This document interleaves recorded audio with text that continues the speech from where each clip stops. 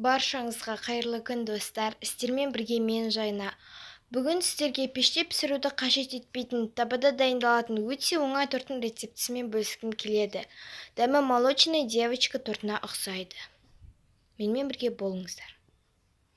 Бізге керектісі ұн, сгущенка, жұмыртқа. Ең алдымен ыдысымызға сгущенканы құйып, оның үстіне жұмыртқаны саламыз.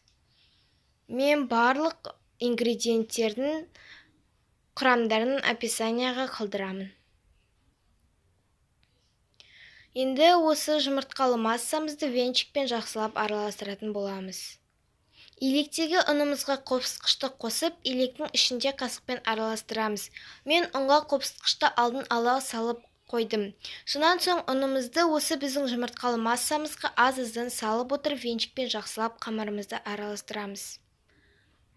Қамырымыз қоюлана бастаған кезде қамырды қолмен араластырып илейтін боламыз.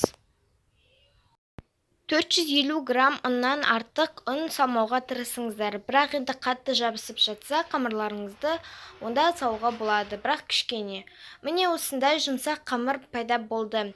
Енді біз осы қамырларды бірнеше бөліктерге бөлеміз. Қанша бөлікке бөлу, бұл сіздің табаныңыздың диаметріне байланысты.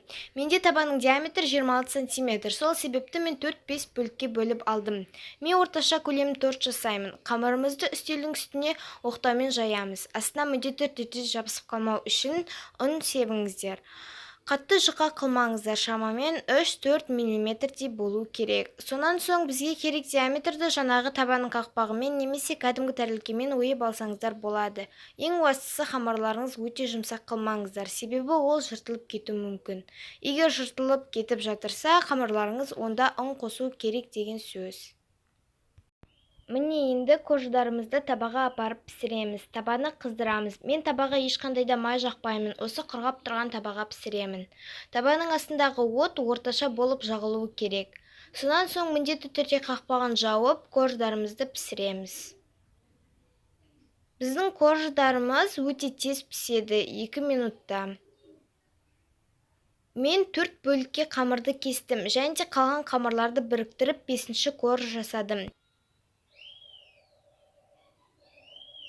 Мінекей менде осындай 5 қож шықты. Мен кішкене қалған қамырды алып, одан осы торттың бетін безендіруге жүрекшелерді пышақ арқылы кесіп алдым. Менде осындай 3 жүрекше шықты. Енді біз кремімізді жағамыз. Бұл тортқа өте керемет дәм беріп тұратын кремнің видеосы менің каналымда бар. Описанияға қалдырам, кіріп қарап кетіңіздер.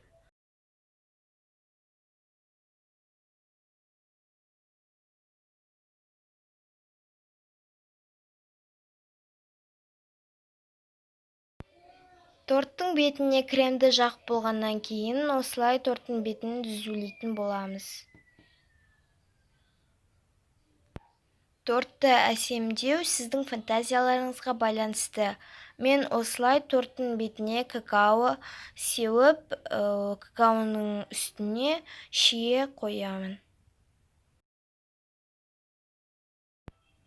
Және де осылай жүрекшелерімізді қоямыз.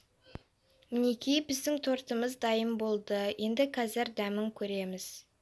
Бұл тортты жей отырып, тіпті бұны табада пісірген торт деп айта алмайсыз. Өте дәмді. Егер видеоның соңына дейін қарасаңыз, видеоға лайк басып, комментарий жазып, менің каналыма тіркеліп кетіңіздер. Сіздермен болған мен Жайна.